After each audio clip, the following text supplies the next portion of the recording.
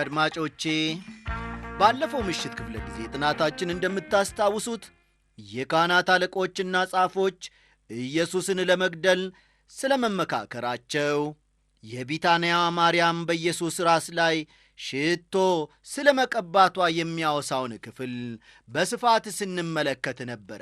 ዛሬም ደግሞ ባለፈው ምሽት ክፍለ ጊዜ ጥናታችን ካቆምንበት ከቁጥር 10 ጀምረን ወደፊት እንቀጥላለንና እስቲ መጽሐፍ ቅዱሶቻችሁን ገለጥ አድርጋችሁ የማርቆስ ወንጌል ምዕራፍ 14 ቁጥር 10 እና 11ን ተመልከቱ።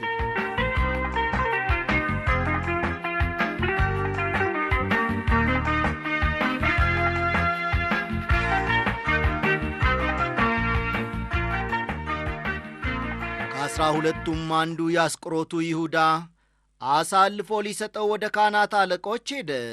ሲሰሙም ደስ አላቸው፣ ብርም ይሰጡት ዘንድ ተስፋ ሰጡት። በሚመች ጊዜም እንዴት አድርጎ አሳልፎ እንዲሰጠው ይፈልግ ነበር ይላል።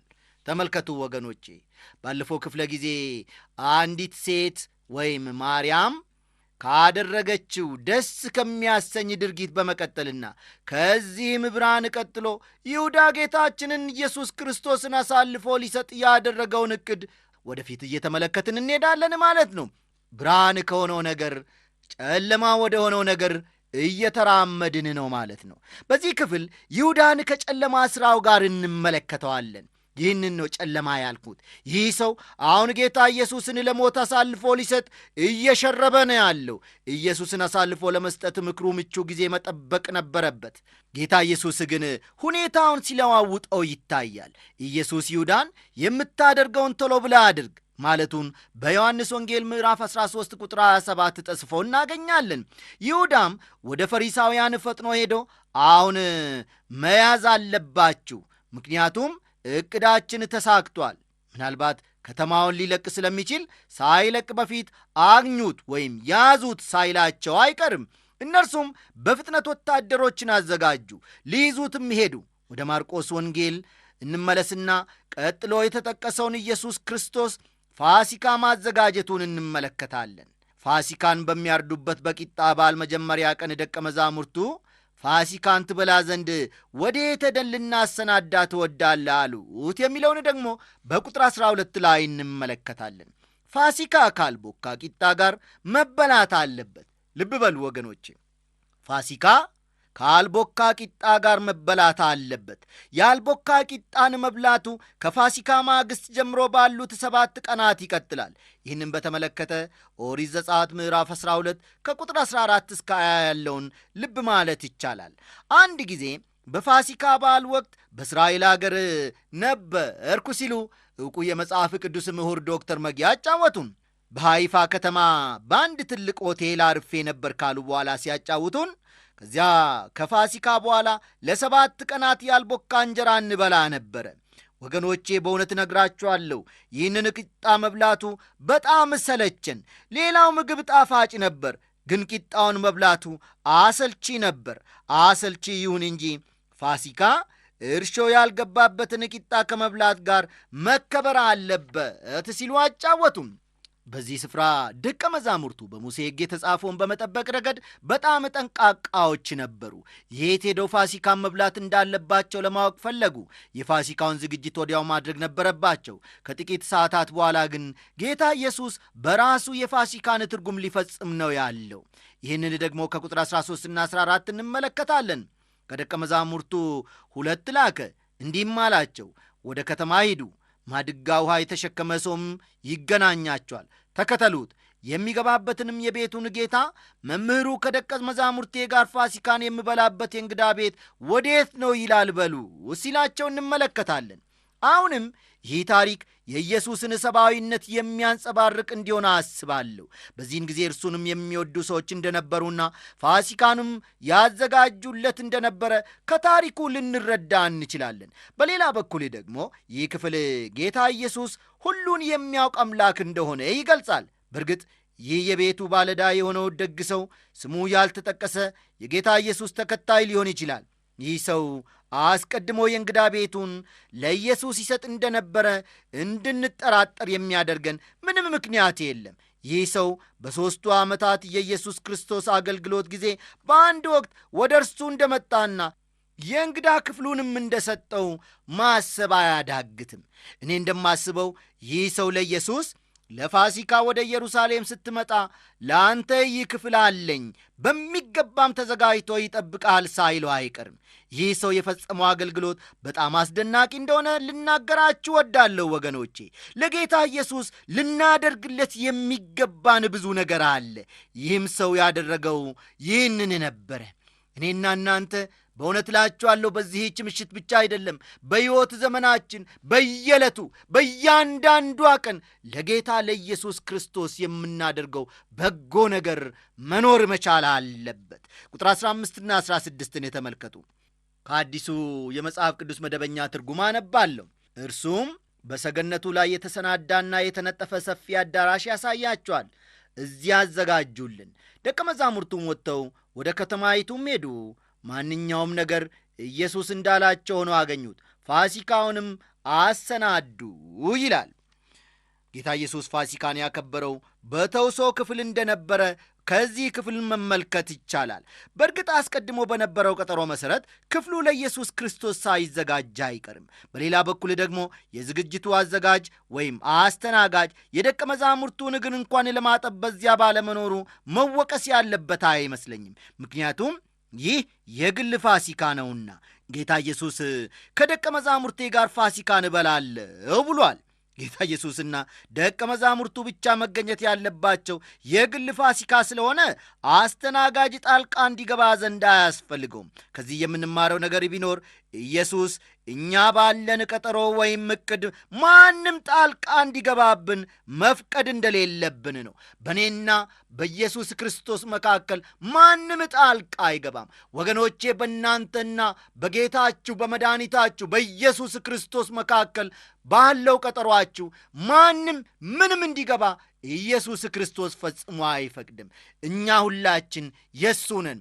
እኛ ሁላችን የእሱ ነን። ደግሜ ላለው ኢየሱስ ክርስቶስም የእኛ ነው፣ እኛም የእሱ ነን። ስለዚህ ቀናተኛ አምላክ አለን ማለት ነው። እኛ ልጆቹ የሌላ የባዕድ አምላክ ልጆች እንድንሆን እግዚአብሔር ፈጽሞ አይፈልግም። እውነቴን ነው የምላችሁ። ለዚህ ነው አባታችን ቀናተኛ ነው የምንለው። አዎ፣ እናንተስ በልጆቻችሁ ለልጆቻችሁ በሚሆነው ነገር አትቀኑምን? አዎ ወገኖቼ፣ ኢየሱስ ክርስቶስ በእኔና በእናንተ በሚሆነው በእኔና በእግዚአብሔር በእናንተና በእግዚአብሔር መካከል ባለው ግንኙነት የማይቀና ከሆነ እውነተኛ አባት አይደለም ማለት ነው። ጌታ ኢየሱስ ወደ ኢየሩሳሌም ለመሄድ የአህያ ውርንጭላ እንዲያዘጋጁለት ደቀ መዛሙርቱን በላከ ጊዜ ከዚህ ከፋሲካው ቤት ዝግጅት ጋር የሚመሳሰል ልምምድ እንደነበረ ታስታውሳላችሁ። የአህያ ውርንጫውን እንዲያዘጋጁለት በላካቸውም ጊዜ ደቀ መዛሙርቱም በነገራቸው መሠረት ሆኖ እንዲሁ አገኙት። የአህያ ውርንጫውን ለማግኘት ቀደም ሲል ከአህያው ባለቤት ጋር ቅንጅት ሳያደርግ እንዳልቀረ ያስባሉ።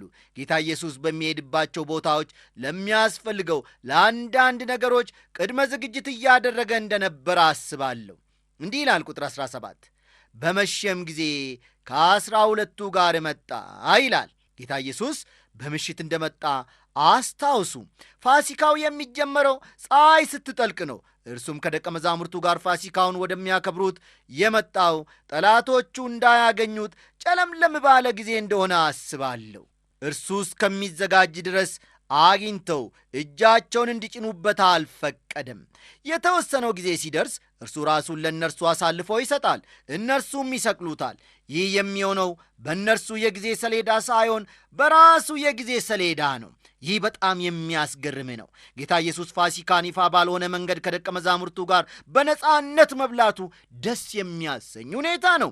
እኛ ግን ወገኖቼ የጌታን እራት ወይም ቅዱስ ቁርባንን እሁድ ጠዋት በይፋ እናከብራለን። ጌታ ኢየሱስ የፋሲካን እራት ከደቀ መዛሙርቱ ጋር በዚህ ምሽት እንደበላና ቀጥሎ ያለውን ቁርስ በገሊላ ባሕር አጠገብ ከትንሣኤው በኋላ አብሮ እንደበሉ ታገኛላችሁ። ይህ ጊዜ በጣም ልዩ የሆነ የኅብረት ጊዜ እንደሆነ አስባለሁ። እኔ በበኩሌ በአንድ ቤተ ክርስቲያን ውስጥ አልፎ አልፎ የሚሰናዱ የምግብ ዝግጅቶች በራሳቸው ችግር እንዳለባቸው አድርጌ አልተችም።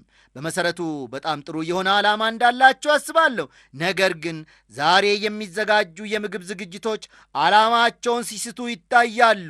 በጌታ ኢየሱስ ዙሪያ እንደ መሰብሰብና ኅብረት እንደ መፍጠር የሚያስገርም ነገር ለሰዎች ከቶውኑ የለም። ጌታ ኢየሱስ በኅብረታችን ማዕከላዊ ስፍራን ካልያዘ ወገኖቼ ተሰብስበን ብንደሰት ኅብረታችንንም ኅብረት ብለን ብንጠራው እንኳን ዋና ዓላማውን ወይም ነጥቡን እንደ ሳትን ማወቅ አለብን። በቤተ ክርስቲያን ውስጥ የሚደረገው የምግብ ዝግጅት ይሁን ሌላ አይነት ኅብረት ወይም ስብሰባ ኢየሱስን ማዕከላዊ ያደረገ መሆን አለበት።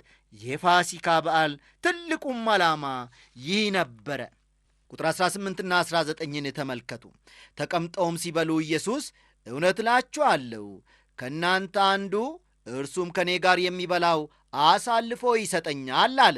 እነርሱም ያዝኑ፣ እያንዳንዳቸውም እኔ ሆንን ይሉት ጀመር ይላል። ወዳጆቼ ደቀ መዛሙርቱ ሁላቸው ኢየሱስን አሳልፎ መስጠት እንደሚችሉ አውቀዋል። በፍጹም ደካሞችና ሕገወጦች መሆናቸውን ካላወቃችሁ ኀጢአተኞች እንጂ መልካም ሰዎች አለመሆናችሁን የማታውቁ ከሆነ ከእግዚአብሔር መራቅ እንደምትችሉ የማታውቁ ከሆነ በእውነቱ ስለ ራሳችሁ ብዙም አታውቁም ማለት ነው። በጣም የሚያሳዝነው ነገር ቢኖር በቤተ ክርስቲያን ውስጥ ኀጢአተኞች ከእግዚአብሔር የራቁ መሆናቸውን የማያውቁ ሰዎች አሉ። ደግሞም ከእግዚአብሔር የመራቅ አጋጣሚ ሊኖር እንደሚችል የማያስተውሉ የዳኑ ሰዎችም አሉ። ስለዚህ ሰው ሁሉ እኔ ሆንን እያለ ዘወትር ራሱን መመርመርና በንስሐ መታደስ አለበት። ቁጥር 20ና 21ን ተመልከቱ። ጌታ ኢየሱስን አሳልፎ ለመስጠት የወሰነው ከዚህ ክፍል እንደምንመለከተው ይሁዳ ነበረ። ይህ ሰው ከጥሪው ጀምሮ ከጌታ ኢየሱስ ጋር ለ3 ዓመታት ያክል የመቆየት ዕድል በማግኘቱ ታላቅ ኃላፊነት ነበረበት። መዝሙረኛው ስለ እርሱ እንዲህ ሲል ይጽፋል። ደግሞ የሰላሜ ሰው እየታመንኩበት እንጀራዬን የበላ በእኔ ላይ ተረከዙን አነሳ ይላል። መዝሙር 41 ቁጥር 9ን ተመልከቱ። እኔ ሆንን ተመልከቱ። በዚህች ምሽት እኔና እናንተ ልንጠይቀው የሚገባን ጥያቄ ይህ ነው። እኔ ሆንን ኢየሱስን በዛሬ ቀን የበደልኩት፣ ኢየሱስን በዛሬ ቀን ያሳዘንኩት በሕይወቴ እኔ ሆንን እያሉ መጨነቅ፣ ማሰብ፣ በእግዚአብሔርም ፊት የንስሐን ጊዜ ማድረግ መልካም ነው። አዎ እኔ ሆንን እያሉ ደቀ መዛሙርቱ ሲጨነቁ አይቶ ጌታ ኢየሱስ ወደ አስቆሮቱ ይሁዳ ሳያመለክት አልቀረም። ይሁዳም በዚህ ጊዜ ኅብረቱን ለቆ እንደወጣ አስባለሁ። በዚህ ኅብረት ወቅት ወገኖቼ ኢየሱስ አንድ ቋሚ የሆነ መሠረት ሲተክል ይታያል። ጌታ ኢየሱስ በአሮጌው ፋሲካ ምትክ አዲስ ሥርዓት ሲያቋቁም እንመለከታለን። በነሐስና በእብነ በረድ ሳይሆን በወይንና በዳቦ የሆነ አዲስ ሥርዓት ያቋቁማል። ያ የነበረው አሮጌው ፋሲካ ደግሞ የሚያመለክተው የፋሲካ በግ ወደ ሆነው ወደ ኢየሱስ ክርስቶስ ነው። የጌታ እራት ወይም ቅዱስ ቁርባን ደግሞ ወደ ኢየሱስ ሞት ያመለክታል። ዳቦው ስለ ተሰበረው ስለ ኢየሱስ ሥጋ ሲናገር፣ ወይኑ ደግሞ ስለ ፈሰሰው ደሙ ይናገራል። ከቁጥር 22 እስከ 5 ያለውንም እንዲሁ ተመልከቱ። በዚህ ክፍል ብዙ ጠቃሚና የሚያስገርሙ ነገሮች እንዳሉ አስባለሁ። ከነዚህ ነገሮች አንዱ በፋሲካ በዓል ጊዜ የፋሲካ ጽዋ ለብዙ ጊዜያት በተደጋጋሚ ወደ ታዳሚዎች ይዞር ነበረ።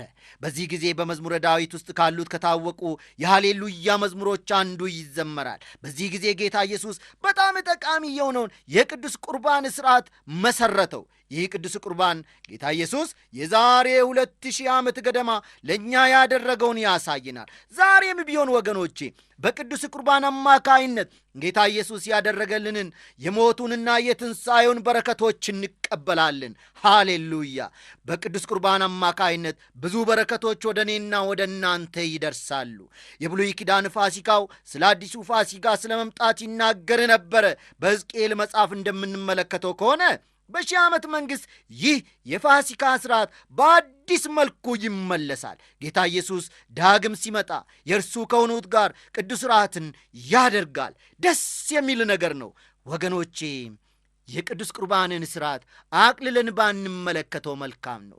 ታላቅ በረከት አለውና ጌታ ኢየሱስ ዳግም ሲመጣ አስቀድሜ እንዳልኩት የእርሱ ከሆኑቱ ጋር ቅዱስ ሥርዓቱን ያደርጋል። እስከዚያ ጊዜ ድረስ ግን በምድር ላይ እርሱ በመሠረተው የጌታ እራት ተካፋዮች እየሆን ከእርሱ ጋር ያለንን ኅብረት እንጠብቃለን። ደግሞ ሐዋርያው ጳውሎስ ፋሲካችን ክርስቶስ ታርዷልና እንዳለው ጌታ ለእኛ የሠራውን የመስቀል ሥራ እናስባለን እንቀበላለንም። አንደኛ ቆሮንቶስ ምዕራፍ 5 ቁጥር 7 ከቁጥር 26 እስከ 31 ባለው ስፍራ በመጀመሪያ ስምዖን ጴጥሮስ ለኢየሱስ ያለው ታማኝነቱን ሲገልጽ እንመለከታለን። አመለካከቱ የቀና ቢሆንም እንኳን ጴጥሮስ ደካማ መሆኑን አልተረዳም። ይህም ዛሬ የብዙዎቻችን ችግር ነው ወገኖቼ።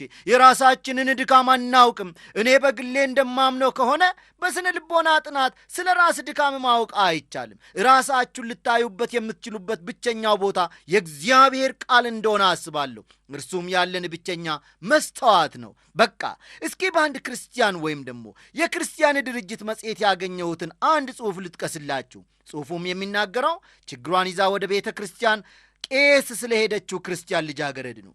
ከብዙ ውይይት በኋላ ይህቺ ልጃገረድ መረዳት እንደሚገባት ሊረዷት ብቁ እንዳልሆኑ ቄሱን ጉዳዩ ከአቅማቸው በላይ እንደሆነ ከተረዱ በኋላ ልጅቷን ብቁ ወደ ሆነው ወደ ክርስቲያን የስነ ልቦና አዋቂ እንድትሄድ ይመክሯታል። የስነ ልቦና አዋቂው ወይም ሳይኪያትሪስቱ ልጅቷን የጭንቀቷን ምንጭ ወደምታውቅበት አቅጣጫ ይመራታል። ከችግሮቿ ብዙዎች በሕፃንነቷ ጊዜ የተረሱ ናቸው። አማካሪው ግን በእውቀቱ እነዚህን የጥንት ችግሮች እንድታስብ አደረጋት። ውጤቱ ምን ይሆን? መጽሔቱ እንደሚለው ይህቺ ወጣት ልጃገረድ ከተያዘችበት ችግሮች ተላቃ ከራሷ ከሌሎችና ከጌታ ጋር አዲስ ግንኙነት ፈጠረች። ወገኖቼ ነገሩ እንደተጠቀሰው መሆን ቢችል እንኳን የእግዚአብሔርን ቃል ስፍራ ሊተካ እንደማይችል ልናገራችሁ ወዳለሁ። በዛሬ ዘመን ያለን ሰዎች ምናልባት አማካሪዎች ሁሉን ችግር ሊፈቱ ይችላሉ ብለን እናስብ ይሆናል። ወዳጆቼ አንድ ነገር በእርግጥ ልንገራችሁ፣ ማንኛችንም ብንሆን በሰው ልብ ውስጥ ያለውን ልናውቅ አንችልም። በእግዚአብሔር ፊት ምን ያክሉን የከፋን ኃጢአተኞች መሆናችንን ሊያሳየን የሚችለው የእግዚአብሔር ቃልና የእግዚአብሔር ቃል ብቻ ነው። በቃ አስቀድሞ በጠቀስኩላችሁ መጽሔት የጠቀስኳት ልጃገረድ ችግር ይህንን አለማወቅ ነው። ይህ ደግሞ የኔና የእናንተም ችግር ነው። ይህንን የምንገነዘብ ከሆነ በችግራችን ጊዜ ሊረዱን የሚችሉ የእግዚአብሔርን ቃል በእውነት የሚያውቁ ሰዎች እንደሆኑ እናያለን። ትኩረታችንን ከእግዚአብሔር ቃል ላይ የምናነሳ ከሆነ በስነ ልቦና አዋቂዎች እርዳታ ከአንድ ችግር የተላቀቁ ሰዎች ከተጨማሪ ችግሮች ጋር ተመልሰው እንደሚመጡ መረዳት ይቻላል። ከመጀመሪያው ጊዜ ይልቅ በኋላ ያለው ሁኔታ እየከፋ ይሄዳል። እዚህ ቦታ ላይ በጣም ግልጽ መሆን አለብን ወገኖቼ። ለችግራችን መፍትሄው ጌታ ብቻ ነው። ወደ ጌታ ኢየሱስ ከመቅረብህ በፊት ወገኔ ሆይ ችግርህን አስቀድመ መፍታት ያስፈልጋል የሚልቅ በፍጹም የለም። መደረግ ያለበት ጉዳይ ግን አንድና አንድ ብቻ ነው። ይሄውም ወደ ጌታ ኢየሱስ ና፣ ችግርህን ሊፈታ የሚችል ታላቅ ሐኪም እርሱ ብቻ ነው የሚል ነው። በቃ በሌላ በኩል ደግሞ እርሱ ብቻ ታላቅ የስነ ልቦና ሊቅ መሆኑን መረዳት መቻል አለብን። እርሱ ብቻ ሁለንተናችንን ያውቃል። እርሱ ብቻ ይህንን ማድረግ ይችላል። በዛሬው ዘመን የእግዚአብሔር ቃል ብቻ ሊፈታው የሚችለውን ችግር ሰዎች ወደ ሰዎች ይዘው በመሄድ ከችግሩ ጋር በችግሩ ይደራደሩበታል። ወንድሞቼና እህቶቼ እግዚአብሔር ብቻ ማድረግ አለበት ሁሉን ነገር። እግዚአብሔር ብቻ ማከናወን አለበት ሁሉን ነገር። ይህንን የሚያደርገው ግን ወደ እርሱ ስንመጣና ራሳችንን በፊቱ ስንጥል ብቻ ነው። ምናልባት ሁኔታዎች ሁሉ ክፉ ሊመስሉን ይችላሉ። ነገር ግን ሁልጊዜ የሚወደን አዳኝ አለ። ወደ እርሱ መምጣት አለብን። እረፍት የምናገኝበትን የምንሄድበትን ስፍራ ማግኘት ምን አይነት አስደናቂ ነገር ነው! እስኪ አሁን ደግሞ ቅድም ጀምረነው ወደ ነበርነው ክፍላችን እንመለሳለን። አሁን ደግሞ ጌታ ኢየሱስ ከሞቱ በኋላ አስቀድሞ ወደ ገሊላ አውራጃ እንደሚሄድ ሲነግራቸው እንመለከታለን። ትንሣኤውንም ያበስራቸዋል። እረኛውን ሲመቱ መንጋ ሁሉ እንደሚበተን ይነግራቸዋል። ነገር ግን ከትንሣኤው በኋላ ወደ ገሊላ ይቀድማቸዋል። እዚያም ሊገናኛቸው ቃል ይገባል። ስምዖን ጴጥሮስ ግን ሌሎቹ ቢሰናከሉ እንኳን እርሱ ከቶ እንደማይሰናከል ለጌታ ያረጋግጣል። በዚህ ስፍራ ጴጥሮስ የሚለውን እንደማያውቅ እንመለከታለን። ጌታ ኢየሱስ ግን ለሚመጣው ነገር እያዘጋጀው ነበር። እርሱ ካጠገቡ እንደሚቆም ጴጥሮስ እንዲያውቅ ይፈልጋል። ወዳጄ ሆይ ይህንን በሚመስል ጊዜ ጌታ ኢየሱስ ከጎንህ ይቆማል። በጣም ተስፋ በሚያስቆርጥና በአስቸጋሪ ጊዜ ሁሉ ጌታ በዚያ ስፍራ በአጠገብህ ይገኛል። ሃሌሉያ!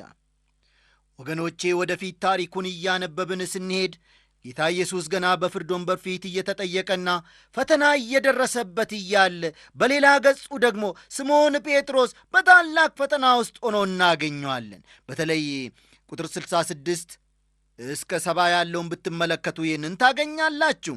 ትንሿ ገረድ ያቀረበችው ጥያቄ ጴጥሮስ ኢየሱስን እንዲክደው አደረገው። በዚህ ጊዜ ጴጥሮስ የኢየሱስ ክርስቶስ ተከታይ መሆኑን ስላሳፈረው እንዲታወቅበት አልፈለገም።